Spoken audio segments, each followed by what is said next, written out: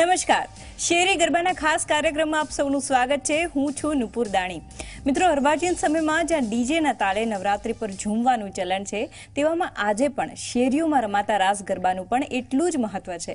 એ હકીકત છે કે આપણા અસ્તિત્વની ઓળખ સમા આ શેરી ગરબા વિસરાતા જાય છે, પણ ઝી 24 કલાકનો પ્રયાસ છે કે આ સંસ્કૃતિની વિરાસત સમા ગરબા અને તેના મહાત્મ્યને વધુ ઊંચાઈએ લઈ જવાનો, અને એટલે જ ગરબા ગુજરાતીઓ માટે પ્રસ્તુત છે। રાજ્યના ગામે ગામથી અને શેરીઓમાં લેવાતા પ્રાચીન ગરબાની ઝલક આપતો અમારો આ વિશેષ કાર્યક્રમ શેરી ગરબા।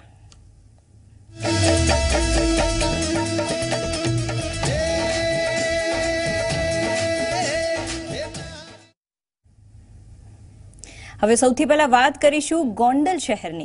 ગોંડલ શહેરની મધ્ય આવેલા મા ભુવનેશ્વરીના સાનિધ્યમાં નવરાત્રિની ધામધૂમથી ઉજવણી કરાય છે। અહીંયા વર્ષ દરમિયાન ચારેય નવરાત્રિ ખૂબ જ ધામધૂમથી ઉજવાય છે, પરંતુ આસો નવરાત્રિમાં અહીંયા દેશ વિદેશથી પણ લોકોમાં ભગવતીની આરાધના અને અનુષ્ઠાન માટે અવશ્ય પધારે છે। અહીંના ગરબા શહેરભરમાં ખૂબ જ ખ્યાતિ પ્રાપ્ત કરે છે, જેમાંના દોરડા રાસ, મંદિર રાસ સહિતના રાસ નાની બાળાઓ દ્વારા રજૂ કરવામાં આવે છે। ખૂબ જ ભક્તિમય વાતાવરણ વચ્ચે મોટી સંખ્યામાં લોકો અહીંયા ઉમટી પડે છે।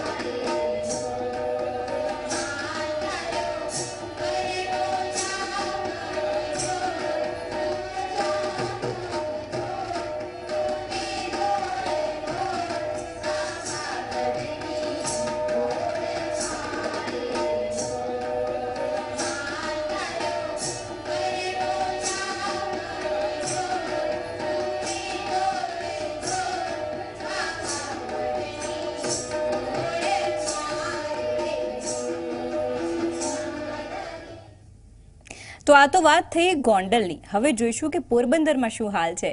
નવરાત્રિના પર્વમાં લોકો 9 દિવસ સુધી ગરબે રમીને માં અંબાની આરાધના કરે છે. ત્યારે પાદરાનું મિની પાદરા ગણાતું એવું વડુ ગામનું ગરબા પણ અનોખું આકર્ષણ જમાવે છે.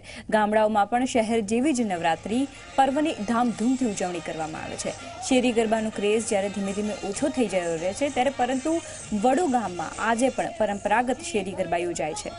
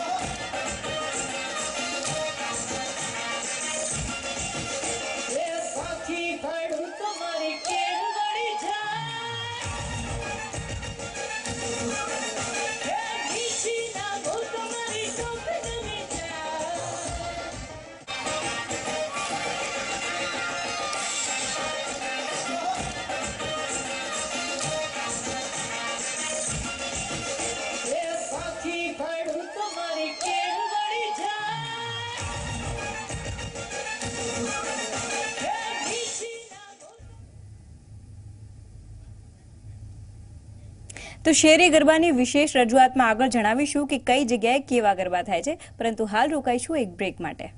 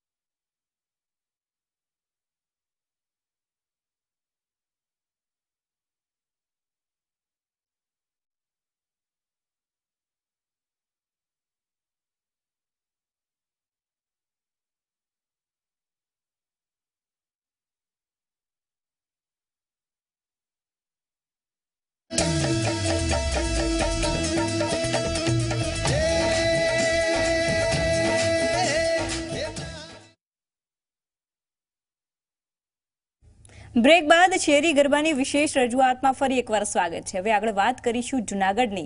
એક તરફ પાર્ટી પ્લોટમાં ડિસ્કો દાંડિયા દ્વારા નવરાત્રીનું પર્વ ઉજવાઈ રહ્યું છે, ત્યારે જૂનાગઢમાં પરંપરાગત પ્રાચીન ગરબાની રમઝટ જામી છે। શહેરના સૌથી પ્રખ્યાત નરસિંહ મહેતાના ચોરાની ગરબાની ધૂમ મચી છે।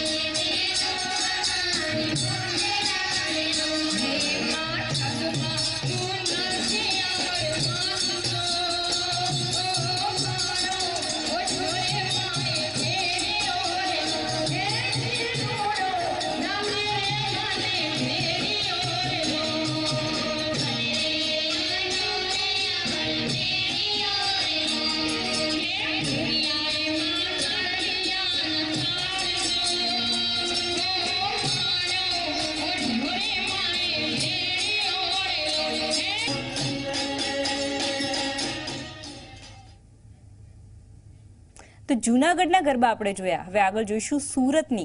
તો સુરત જેવા શહેરમાં પણ અર્વાચીન ગરબાની ધૂમ મચી છે। જો કે આ બધા વચ્ચે પણ પ્રાચીન ગરબા હજુ પણ જીવંત છે। શેરી ગરબામાં આજે પણ એટલા જ ઉત્સાહથી ગરબા ગાવામાં આવે છે। ત્યારે સુરતના ઉમિયાધામ મંદિરમાં છેલ્લા 25 વર્ષથી માથે ગરબી મૂકી મહિલાઓ ગરબા લે છે। તો આ સાથે જ મોટી સંખ્યામાં યુવતીઓ અને મહિલાઓ પણ પ્રાચીન ગરબાની મજા માણે છે। ગરબી માથે લઈ ગરબા ગાતી મહિલાઓ રાજ્યભરમાં થતી સ્પર્ધાઓમાં પણ અવ્વલ નંબરે આવે છે।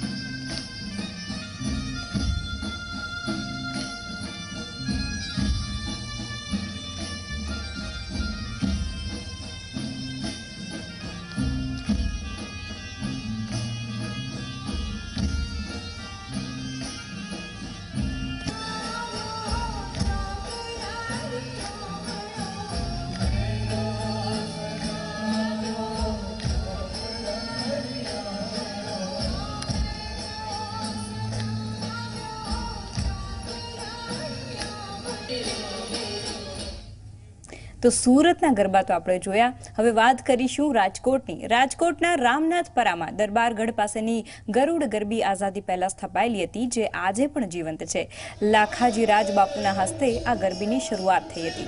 એ સમયે દરબારગઢની ઉપરથી માં જગદંબા નીચે ગરબી રમવા આવે છે તેવી માન્યતાને આધારે લાકડાનું ગરુડ બનાવાયું હતું અને આજે પણ એ જ પ્રકારે પ્રાચીન ગરબીનું આયોજન કરવામાં આવે છે. તો રાજકોટની ગરુડની ગરબીમાં બાળાઓ વિવિધ પ્રાચીન રાસ રજૂ કરી અને ભારતની ભવ્ય સંસ્કૃતિની લોકોને ઝાંખી કરાવે છે. એમાં પણ જો વાત કરવામાં આવે મસાલ રાસની, તો મસાલ રાસનું નામ સાંભળતા જ લોકોમાં અનોખો ઉત્સાહ જાગે છે. આ રાસ જોતા જ સૌ કોઈને લાગે છે કે દુર્ગા બાળાઓનું સ્વરૂપ ધારણ કરીને રમવા આવે છે. બાળાઓનું આ મસાલથી ગરબે રમે છે.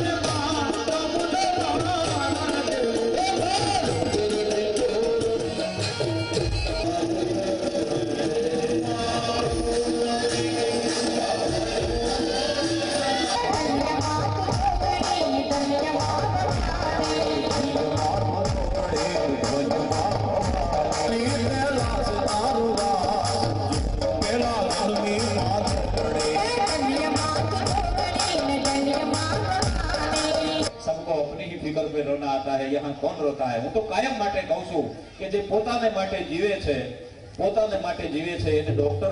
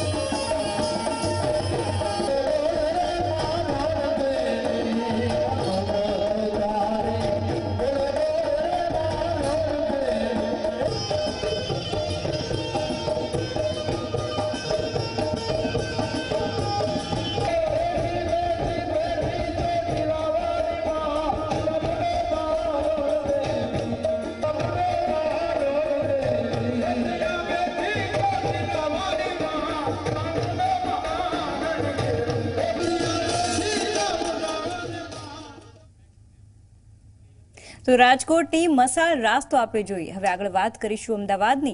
અમદાવાદમાં અનેક જગ્યાએ પાર્ટી પ્લોટ અને ક્લબોમાં ગરબાઓ રમાય છે અને યુવાન મોટા સંખ્યામાં ક્લબમાં ગરબે ઘૂમવા જતા હોય છે. પરંતુ આ મેગા સિટીમાં એવી પણ ઘણી જગ્યાઓ છે કે જ્યાં આજે પણ શેરી ગરબા રમાય છે. ઘાટલોડિયાના જનતાનગરની સમર્પણ સોસાયટીમાં લોકો શેરી ગરબા રમે છે. છેલ્લા 24 વર્ષથી મા અંબાની ચાંદીની મૂર્તિનું સ્થાપન કરી સમર્પણ રોક્સ યુવક મંડળ દ્વારા ગરબાનું આયોજન કરવામાં આવે છે, જેમાં યુવાનો અને વૃદ્ધોથી લઈને નાના ભૂલકાઓ પણ ગરબે રમે છે.